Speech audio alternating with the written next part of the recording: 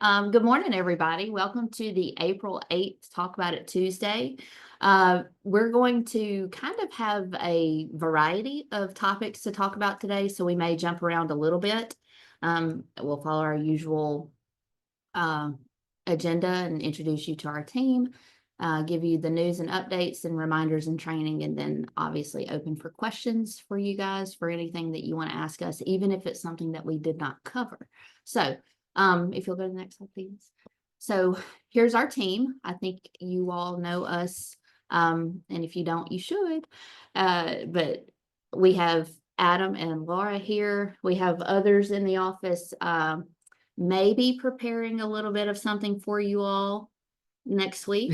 So we have a fair amount of work going on kind of behind the scenes. And I think that's probably going to be a little bit of a theme for today's topics of conversation that I want to share with you, because there's a number of things that we do here that are sort of behind the scenes.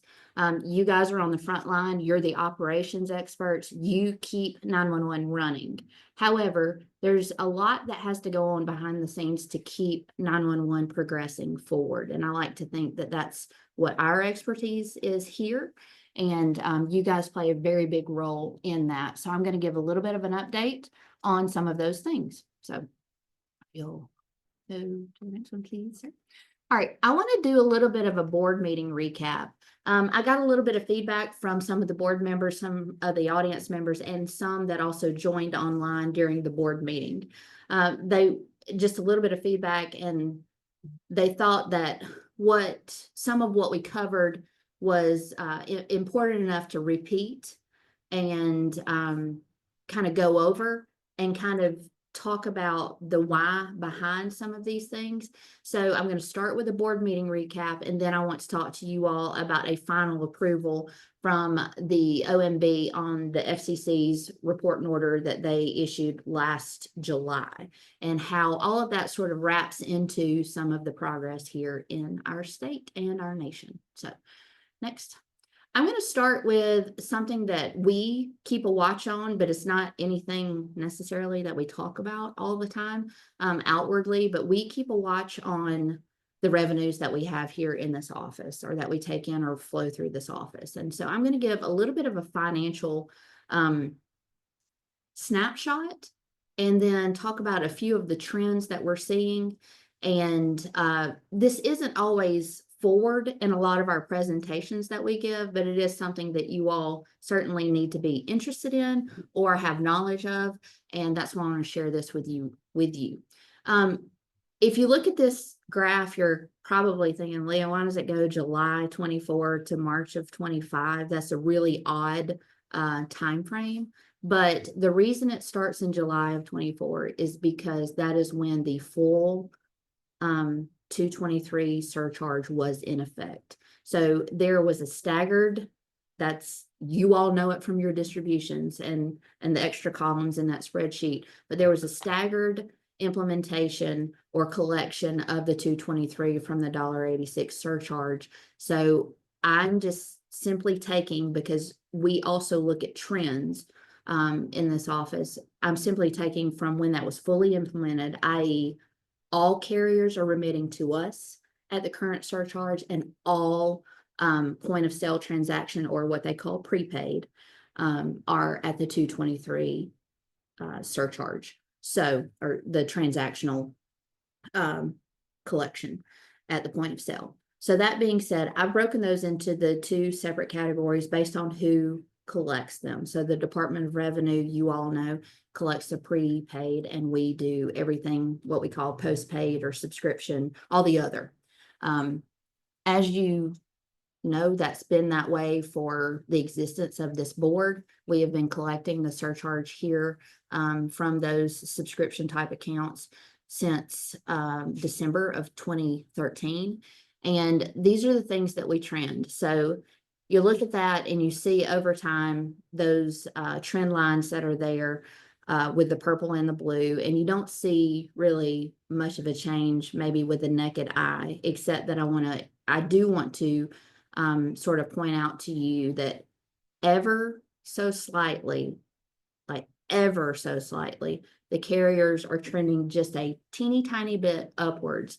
However, the Department of Revenue, which again is the prepaid, those are the minutes or the preloaded devices that folks buy, is trending downward. So we still have the point where Department of Revenue or prepaid is collecting about 17-18% of our monthly fund, and the rest is collected here from carriers. So if you'll go to the next one. What I want this to highlight is that overall our total revenues with the Department of Revenue or prepaid going down and the carriers ever so slightly trending upward, we are seeing the tiniest tick mark of, for the first time since me being here, a trend in our revenues slightly trending downward. Just something that we need to continue to look at, something that we were not sure of with the markets going the way that they are. We weren't sure of with the service charge change, with the surcharge change last year, that is related to the CPI. Those are some of the things that we don't always know how those things are going to impact us. Also, you all have probably heard me say, and maybe you've put it out of your mind and blocked it away, but with COVID, we saw an unexpected uptick in revenues, and I think we're finally seeing the after effects of that having tapered off or trending either even or slightly downward. So those are the things that I just want you all to know. This is not a cause of alarm. This is simply a trend that we are watching and will need to continue to watch over time. And it's just something a little bit different than we've seen since the existence of the board. So with that, just that's just something that we look at, report on every so often, but sometimes it's not with this stakeholder group that we always talk about that. So just something to let you all know that we keep a constant eye on this, and that with this trend, it's not that it was unexpected. Sometimes we don't know what the markets are going to do, essentially. So we have to keep an eye on this. So that gives you a little bit of insight into kind of our financial trends as far as revenues and revenues alone. So let's switch to expenditures. So this is something that I want to kind of show you the difference between what it looks like in a year where fiscal year 23, we were at $1.86, fiscal year 24, we transitioned to 223 as the surcharge, and then so on and so forth.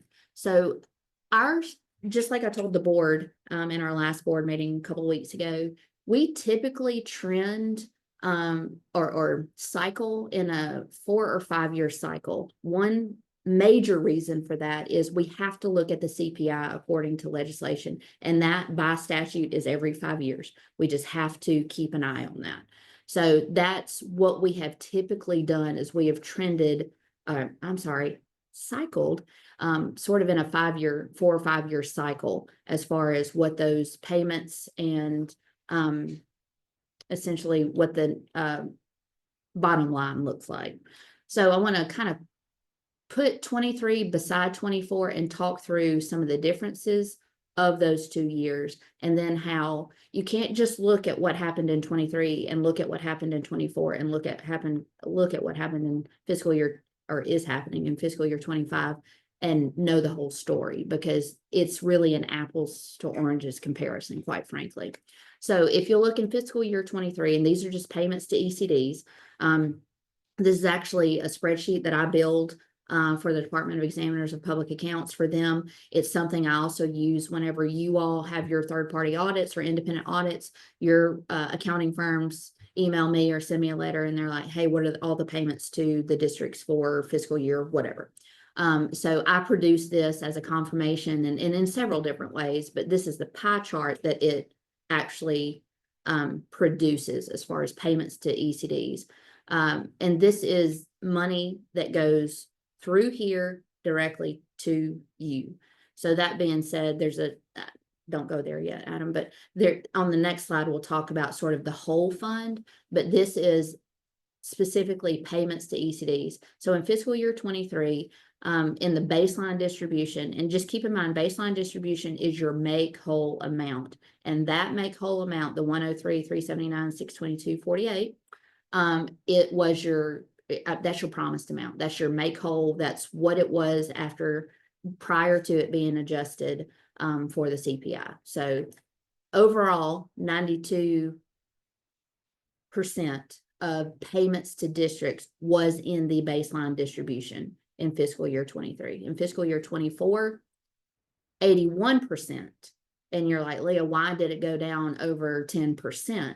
Well, you see that the actual dollar amount went up, but that is because we have had a surcharge change, and it incrementally happened over the span of 4 to 6 months. So there again, you see the dollar amount is more, the percentage is less. That's an apples to oranges comparison. So that doesn't often tell you much.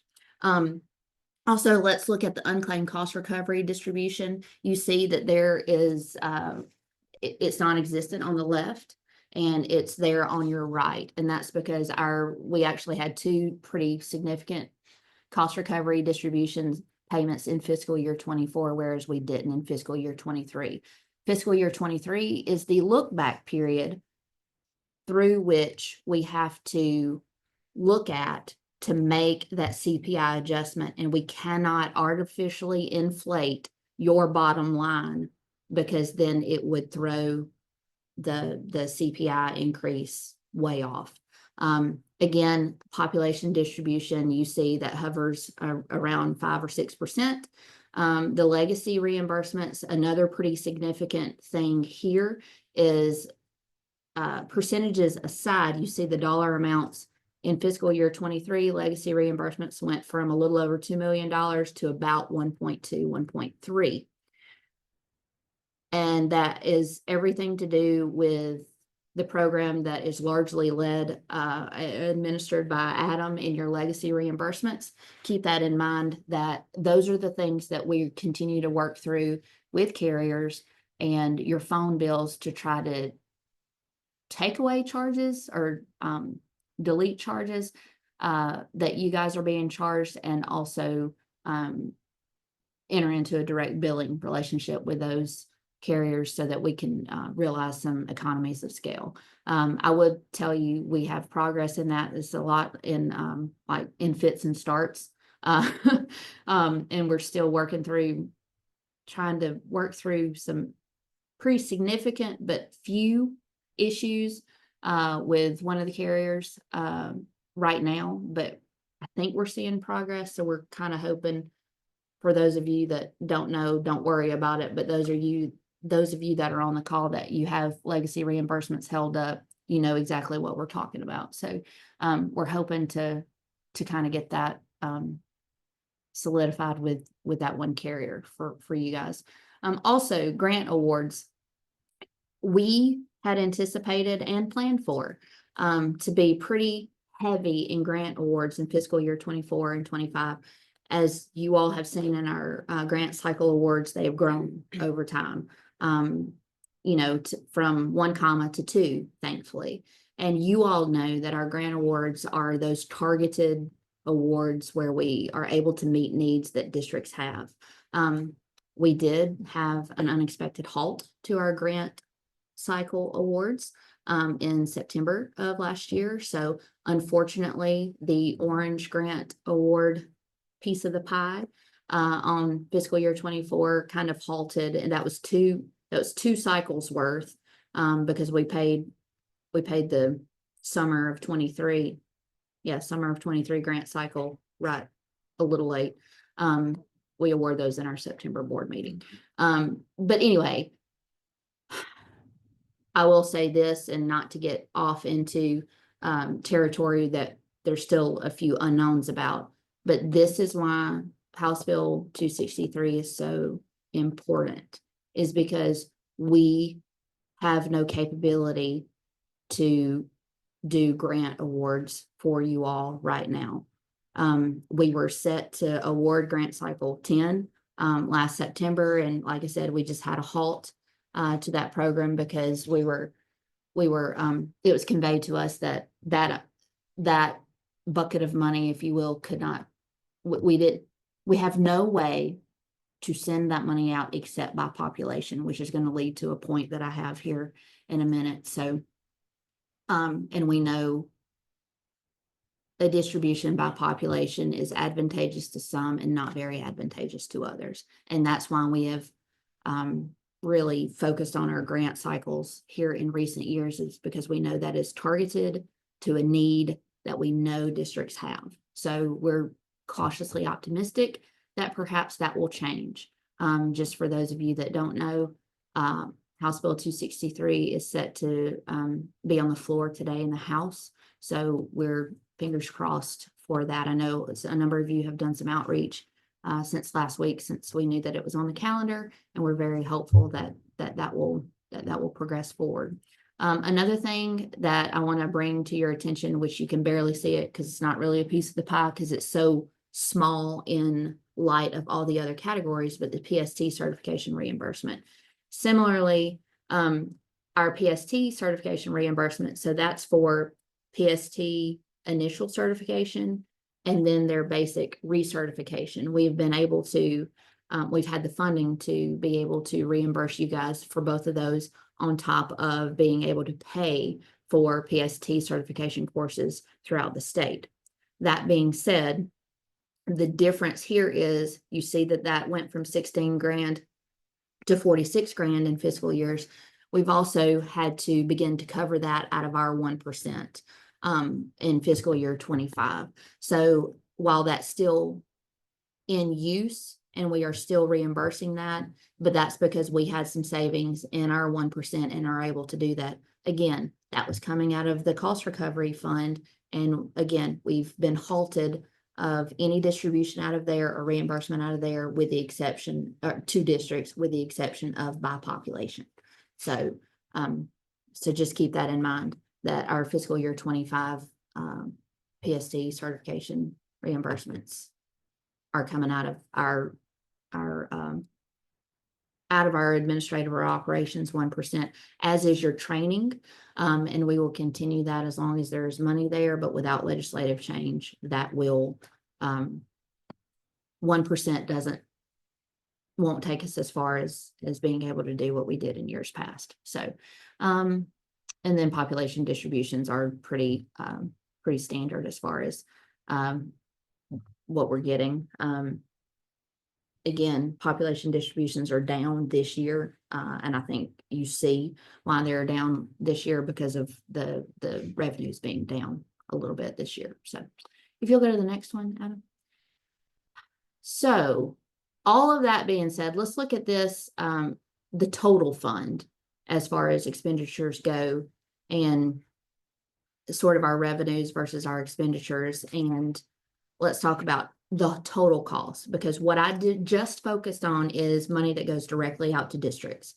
So now I want to talk about money that goes directly out to districts, plus money that goes towards the benefit of districts, and then money that goes elsewhere, such as to pay rent, salaries, benefits here, those types of things.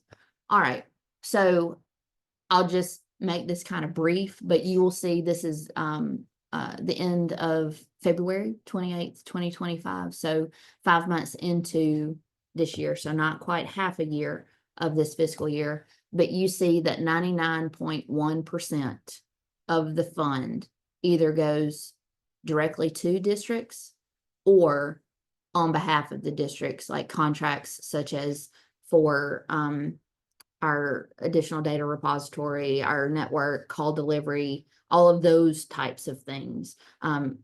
The audits by the examiners, training for you guys, cost recovery payments to carriers, all of the reimbursements. Like just keep in mind that 99.1% of the fund this year has gone mostly to districts, obviously, because we're largely a pass-through agency, but then the rest of that has been to also provide the programs that you guys also participate in, and the contractual obligations that the board has on your behalf. So, we do have a little bit of not a little bit, I mean, we have a change in that position that is to the negative so far fiscal year to date, which is not unexpected to us, something that I explained to the board. We knew that in fiscal year 25, late 24 and early fiscal year 25, we knew that we had the data remediation project for Next Generation 911 data, GIS data. We knew that that was a big project on our to-do list. I'm going to get to one of the reasons why that is here in a minute, but we knew that we had that. We knew that we had a number of our licensing contracts that would be due in the September, October, November timeframe. So I'll just say this, we knew that we had bills coming due, and that is what we had been preparing for. And just something that we can't look at it month to month. We have to look at it on behalf of, 85 districts, 106 PSAPs, 1,702 last I checked, PSTs, which was a couple weeks ago, so that number's probably not right.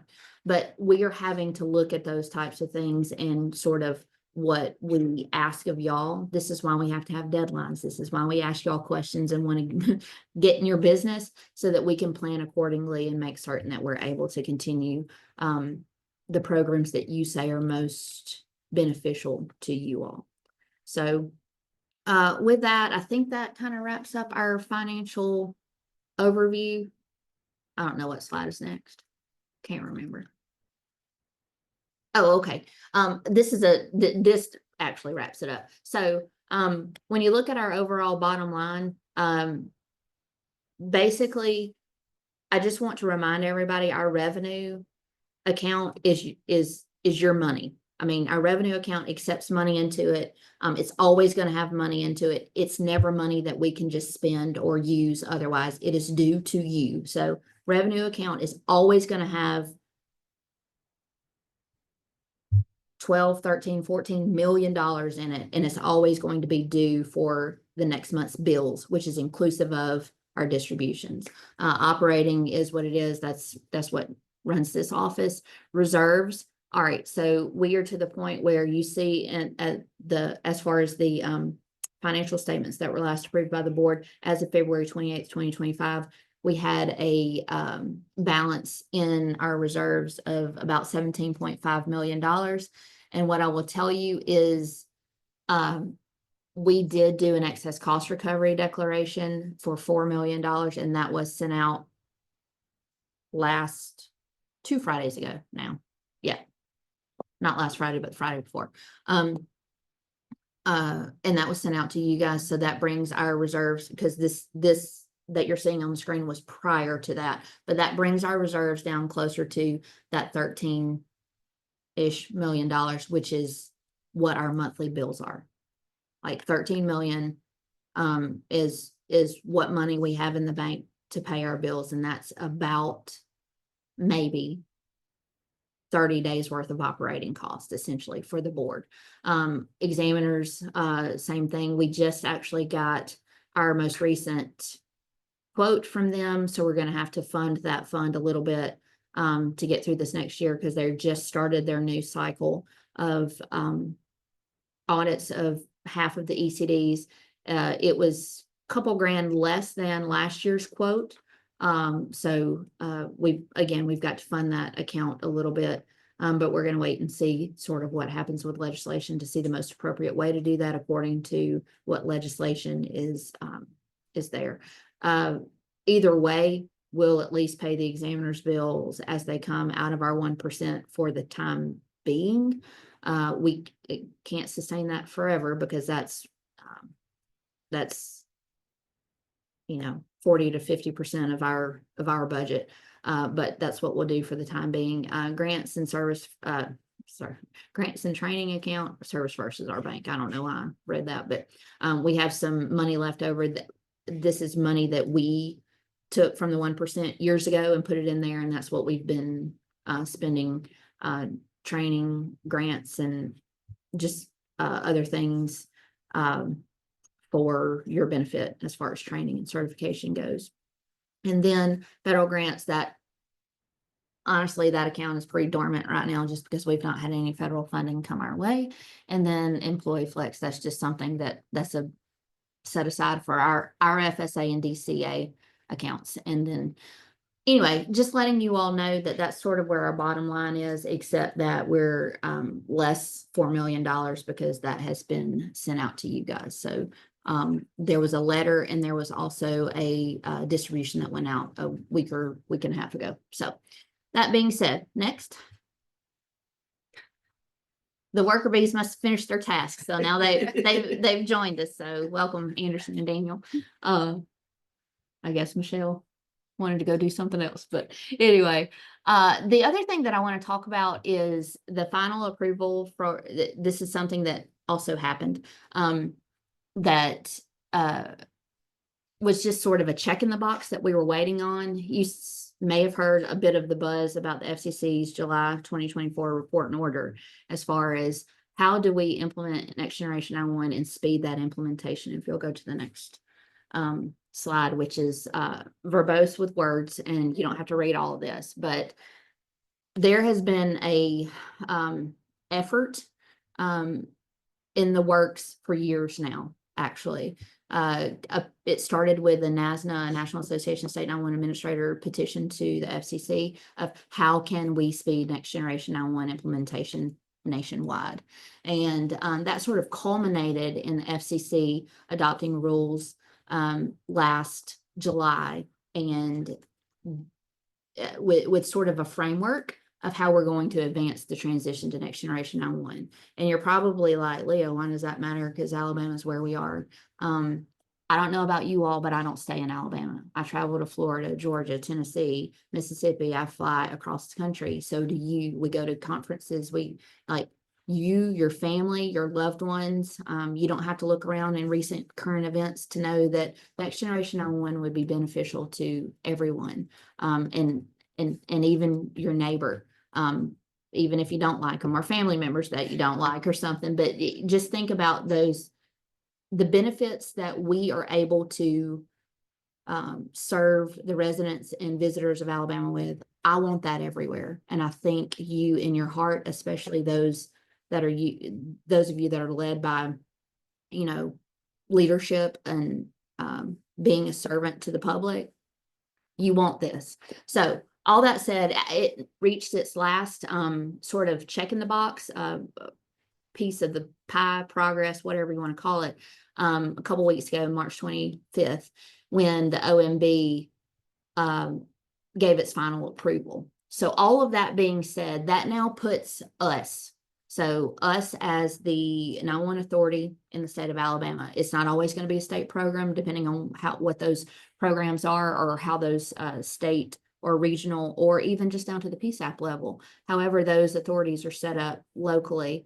But in Alabama, it's going to be us, because we, by virtue of statute, are required to set up the network, call delivery, all of those types of things.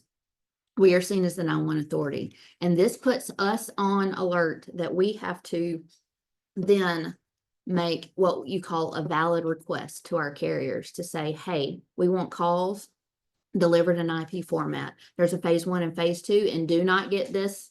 I don't know why they called it phase 1 and phase 2, but don't get it confused with the old phase 1 and phase 2 that you know about Legacy 911, but this is the new phase 1 and phase 2. But we have to put in a valid request that, one, we get IP formatted calls, I'll just call it that, into our system.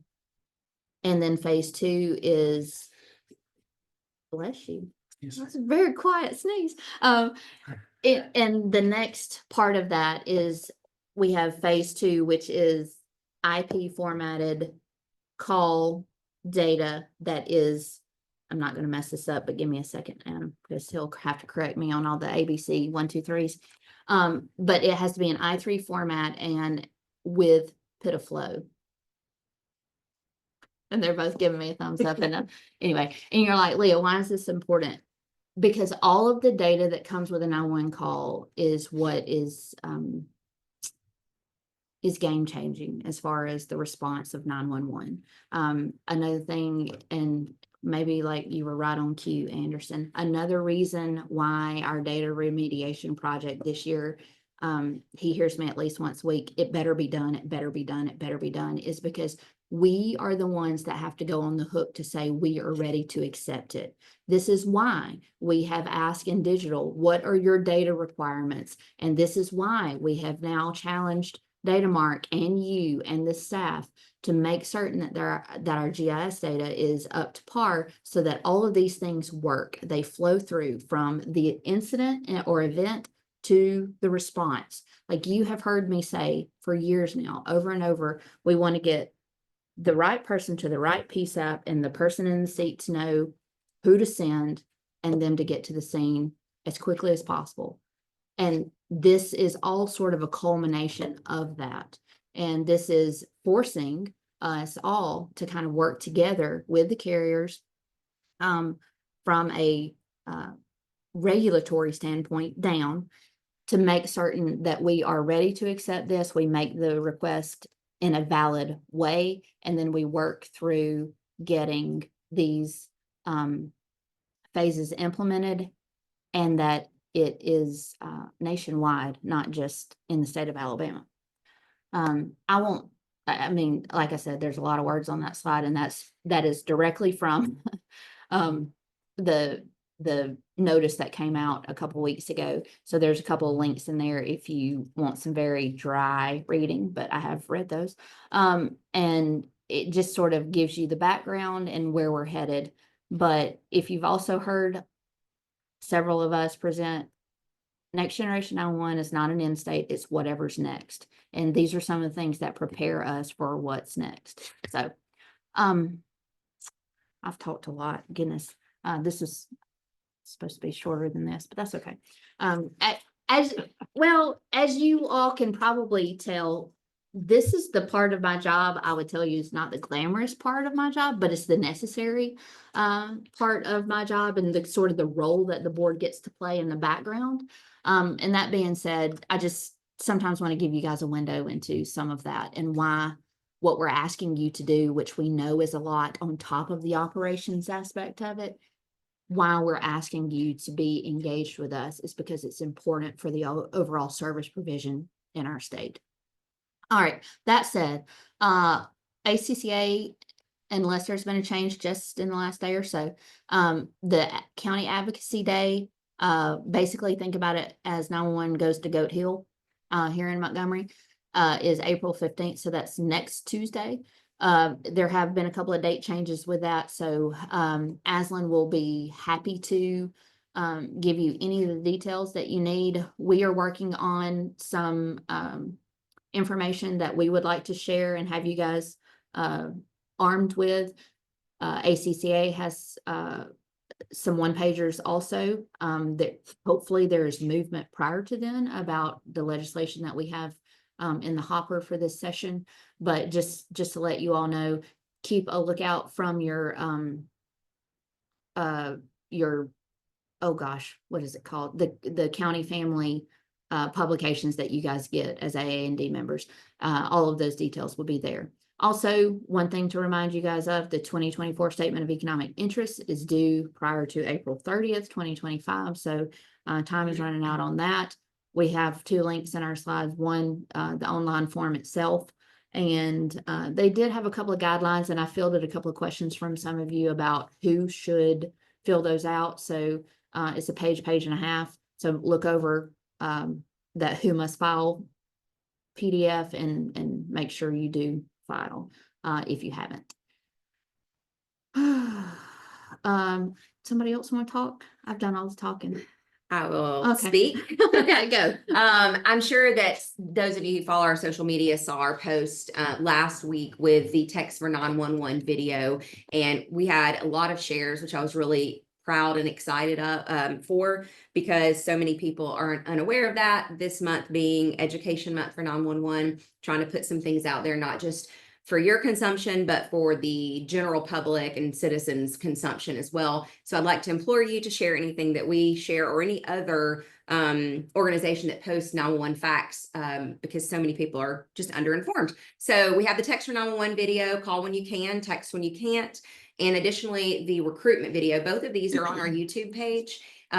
This recruitment tool was given during the user conference in February. If you were not in attendance and haven't heard this, it is just a 1-minute video that highlights the job of a telecommunicator and should be used by you guys at your discretion for recruiting and hopefully help you guys get your seats filled and, let everybody have a little peek into what the job really is. So we want you guys to use those, share them. And if you would like, I know there have been 1 or 2 organizations who've reached out to the company who produced them, Joy Collective, to personalize that recruitment video for your individual organization, whether that's with a logo, a different voiceover. There are some different options there. You can do that for a small fee. So you can reach out to me or to the Joy Collective organization for that. A couple other, I don't think there's any slides for this, so I'm just going to throw a couple random things out there for you guys from education and outreach. I don't know that we have formally announced this out in the public yet. And we did receive an approval from the Office of EMS for the Alabama EMD guide cards and guidebook. And that is kind of our building block for the training material. We got that sign off very recently. And so we've been working diligently for that training material and very excited about what will be coming. I know that so many of you reach out for that. And so I would like to ask any of you, if you have, and this is so important for the training aspect, when I had the meetings across the state and people said what was good, bad, and ugly and what they were looking for or wish there was more of for the training material, overall, the biggest thing was listening to real calls, listening to call natures, helping determine what a call nature might be if it's not cut and dry, if it's not my diabetic mother has low sugar and it's something that is not necessarily very clear. We want to give people some of those unusual calls. And so I would like to ask any of you, you don't have to use our EMD program, but we would really love some call recordings, and they can be regular calls like a stomach ache. They could be a random call, like someone cut their guts, they're holding their guts in their belly. I took one of those from an industrial accident.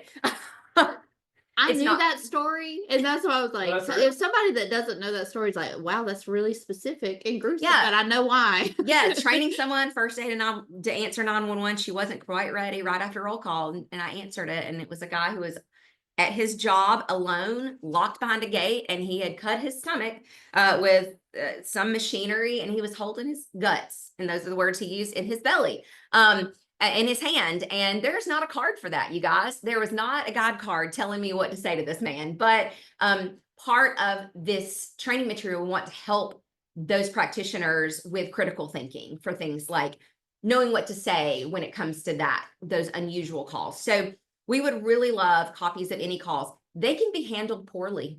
We will redact any information, address, name, phone number, your Or organization, you can redact it or you submitted. can redact it. But we want calls that show things that were handled great and not so great and average, anything, any of the above, because we want people to hear these calls and know what to expect and not be so surprised when they get on the floor and start providing this EMD. And if you hear this and you think, okay, they're gonna get some calls submitted, we've made this request now on 6 or 7 different occasions. We've had submissions from 2 agencies total. So don't wait on somebody else to do it, please, please, please. Yes, and again, you don't have to use RMD. It could be any of the others that you use. So we would really, really appreciate that. Okay. As Leah said earlier, Anderson and Daniel were doing some little work behind the scenes that we have also been working on. Next week is National Public Safety Telecommunicator Week. And you guys, all primary PSEPs will be receiving a nice gift from us, but 58 of you will be receiving them in person. So be Oh dear. 50 of you are gonna be visited by Laura. Quite a few will be visited by me. My map looks kind of crazy around the state, but I'm excited about it. But anytime between Sunday and Saturday, I would say. You could get a drop in from one of us with your gifts. So please open the door because they're bigger than last year's and we're going to have big boxes. So send help. Send little elves out to help us carry them in if we don't have a little carrier. So just be looking for that. And we also put a little card and everything that's to save the date for our user conference next year. We're really excited about. So check that out. There's a QR code so you can watch a recap of our video from last year and some other information. On to the public safety telecommunicator certification mandate rule change. Mouthful.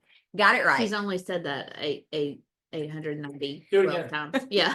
I'm afraid. So most of you likely attended or at least received an email, a notification in a newsletter, social media post, one of the many, many ways that we communicate with you guys, that we had a mandatory meeting.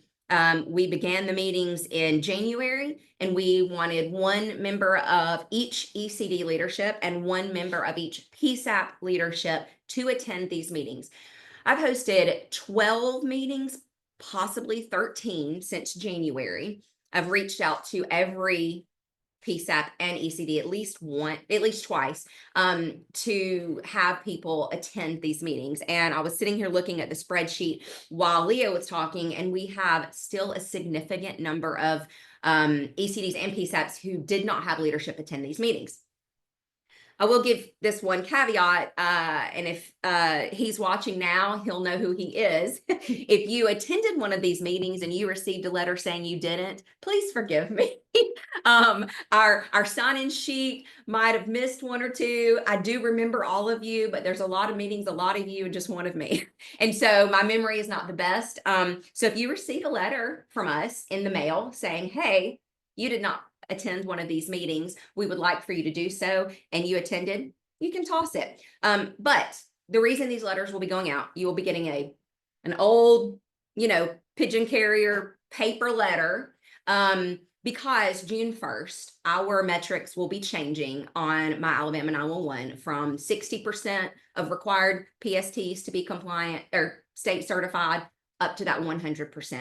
Additionally, those 12 hours of continued education will be audited. So on June 1st, that will be when Daniel and I begin checking every PSAP and ECD and PST for state compliance. And if at that moment, the swap over changes and your organization is not in compliance, you will be receiving a letter, and that will begin the 3-month timer of potential funds being withheld. So that is the importance of these meetings, because we wanted to ensure everyone knew what was required and what is needed from you guys. We have a lot of stuff broken down, some weekly reports that you can just click on and you'll be able to see what we need from you guys. Daniel has made that very easy and streamlined, and it's a great thing you guys will get to see. So if you did not attend a meeting and you are in this webinar currently, please send me an email. We can have a one-on-one Teams chat. Shouldn't take more than 30 minutes, and I'll check you off my list. I think that's all. Oh, training. Oh, thank you. So we have, oh goodness, we have training opened from now through July. I am going to pat Daniel on the back, and I'm going to pat myself on the back a little bit, because last year we were not quite as on top of it, getting it out there further in advance. And we have done that this year, and I'm very proud of that. And so if you have not been to our registration link, you can see everything that is open. We have ETC courses from May through July. So if you need a 40-hour course, they're in 4 different locations across the state, and we have a little bit of everything. We've got, I think the CMCP course is full, but every other course that we have open is, open for registration, still has some spots. So take advantage of that now, because, we want to get you guys trained. I want you to be where you are, compliance, and really just have all the things, the skills you need. I want to add something that I kept thinking April 15th, not tax day, April 15th, but I kept thinking there was something else for April 15th.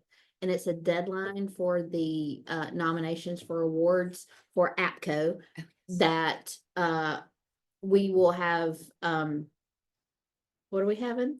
An awards banquet. As the precursor What are we doing? Oh, in the okay. Precursor to the app. I'm with you now. workshop? I'm with you now. So May 12th in Auburn, we War will be games. having the OTM Like- Cyber War Games. I tried to do Um, a GIS class and I was like, it's not a GIS No. class, it's the other one. Okay. Yes, so on May 12th, it's a Monday, we have OTM Cyber War Games from 8 to 1.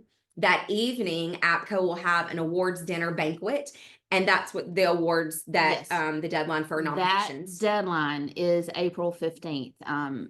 So I'm sure you've received communications from APCO, but y'all, you have the opportunity. I'm just going to do a little rundown of the list, but Communications Officer of the Year, Communications Team or Communications Center of the Year, Communications Trainer of the Year, Communications Executive Staff of the Year, Line Supervisor of the Year, Lifesaver Award, Stork Award, and Rookie of the Year. Y'all, please take the opportunity to nominate your people so that they are recognized.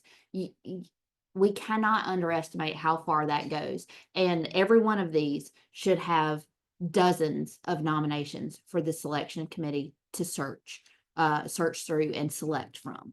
And like, you guys do an amazing job. Be sure you're recognizing your teams and your people. Okay. With 1,650, I just looked at the Okay. current number. With 1,650 of you in the state, we should absolutely have Yeah. a lot. But I will ask a question here that I'm not sure of the Mhm. answer to that Mhm. might be asked out there. Do you have to be an APCO member to be nominated? Oh, let me see. Hold on. If you were wondering that, you're welcome. I hope that we can answer it for you. If not, we'll post it on social media to make sure you know. While she's looking at that, On the nomination, it doesn't readily require that. I'm not sure. I can find out though. it's a good question. We know some of you guys might not be APCO members, but if not, we hope that that's, something that you guys can participate in. But the next day, the 13th, will be the Alabama APCO Spring Workshop, and that will be a full day of training. All of these events will be in Auburn, War Eagle. And we hope that you guys can attend all of them in conjunction with one another and get out there with your peers and, give some people pats on the back. And maybe dress up if you want. I don't know. Yeah. I like to Be dress up. fancy. You guys do it well. We saw it. Yes. It's our preview. of it. Yeah, we did. All right. I don't think I have anything else. Slideshow slowed down, so it zoomed fast. I backed up, I think, to where I am.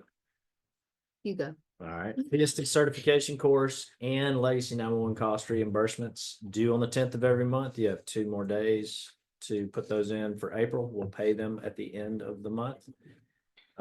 Make sure y'all participate in these programs. We've seen a slow in both of them.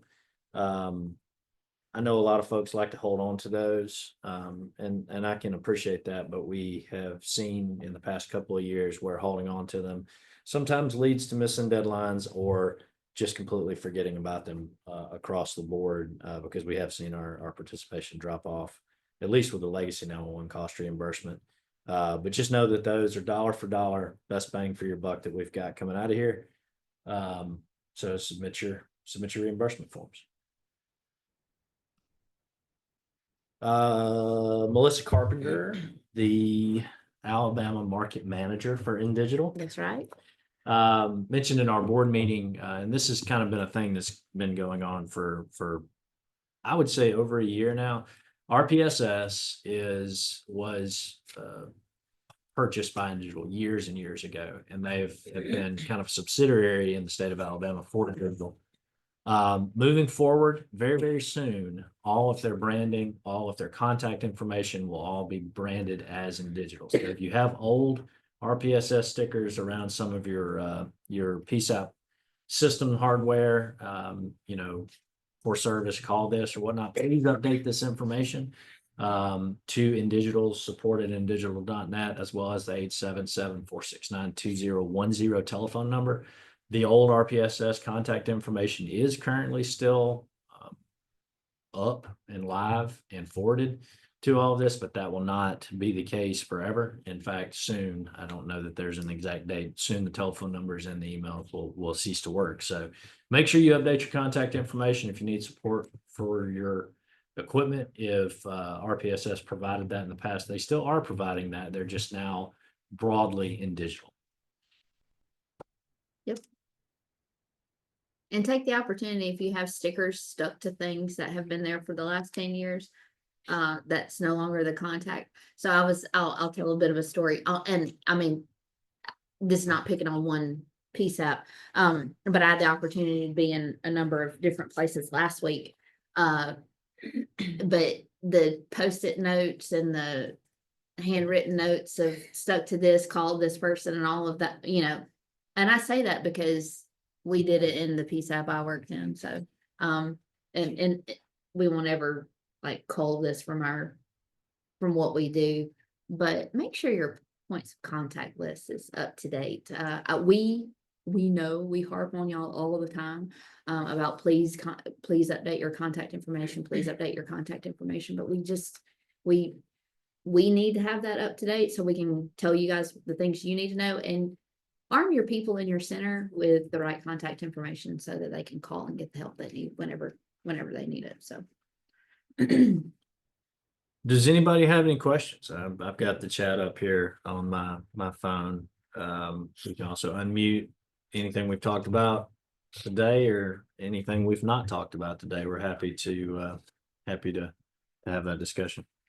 Thanks for hanging in with us. Yeah, Yes. yes, absolutely. Thank you for hanging in with us, because I know some of this is dry, but it's no less important. Anybody ready for lunch after Laura's 911 story? Oh, gross. All right, well, we're gonna get these slides put in PDF format as well as upload this video to our website at some juncture, either by the end of the day or tomorrow. You can pass it along to your coworkers who may have missed this, and maybe they'll have some questions, but regardless, we're here for it. There's our contact information. Please reach out if you need anything from us, and I hope you guys have a good rest of your day. And we'll be seeing some of you very soon. Yep. Bye, See ya. guys. Right.